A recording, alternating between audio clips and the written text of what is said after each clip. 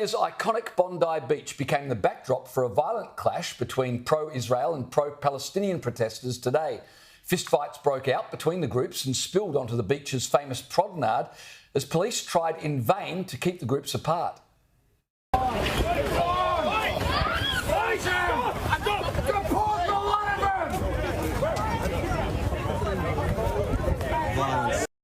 Yeah, hundreds of pro-Palestinian supporters had arrived at the beach this morning for a paddle out of sorts to support Gazans caught up in the conflict. Yep, because nothing says end the war in the Middle East like bobbing about on a surfboard off Bondi. Yeah, isn't it terrific, James? And look, this move was seen as highly provocative in a suburb highly populated by Jewish Australians. Now, in response, supporters of Israel organised a counter-protest, waving Israel and Australian flags and insisting Bondi Beach was not the place to be protesting for Palestine. While one group yelled Israel is a terrorist state, the other group yelled go back to Lakemba. Go back to Lakemba! This is our land! We don't come to Lakemba! Don't come to Bondi! Michelle Birkin, who helped to organise the pro-Palestine protest, told journalists that it was an important Father's Day event. On the sand and in the surf, Bondi Beach, the latest iconic Sydney location targeted by Gaza protests on Father's Day. It's really important that we mark Father's Day for Palestinian fathers. Palestinian board riders on Sunday staging a Bondi Beach paddle out, while on the sand, hundreds of origami boats will be placed across the beach in support of the current Gaza humanitarian flotilla. We are absolutely peaceful. We are totally committed to this being a lovely family event. Yeah, happy Father's Day, James. Did I seriously hear her say it's important we mark Father's Day for Palestinian fathers? Yeah. Well, happy Father's Day. Does that resonate with you? Yeah, I feel great. Look, if you're going to stage a paddle out, just keep paddling. I wish they'd done that.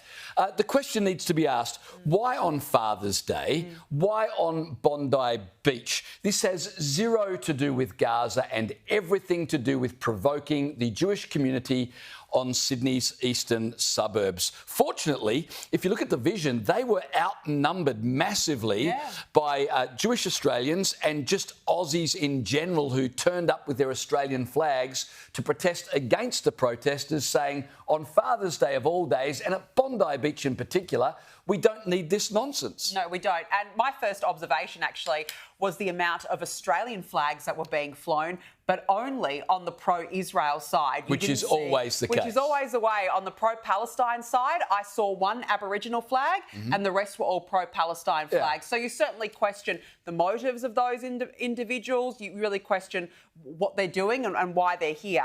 Secondly, they knew exactly what they were going to do, going to Bondi, which is a Jewish area with a high Jewish population. They deliberately wanted to intimidate Jewish Australians. They invited people to come. They invited people to come.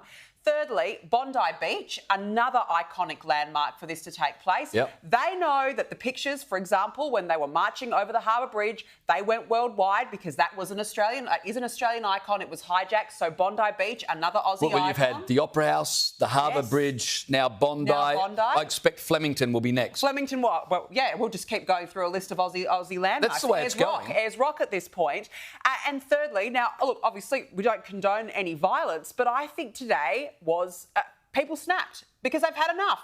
People have absolutely had a gutful of these people week and week out. And I wonder, James, if last week's March for Australia has really ticked people over to go, you know what? We need to reclaim Australia. We need to be proud of our values. We shouldn't be afraid to do it. And now people have had enough. I think this has been building for a long time. But I think that was a catalyst. Yeah. I feel like it was a flashpoint. Maybe, but when you've got people on Bondi Beach, as I said, on Father's Day, when families go down there, and these peaceful protesters are chanting, Israel is a terrorist state, the irony of which you cannot overstate. I mean, Palestine is governed literally by terrorists.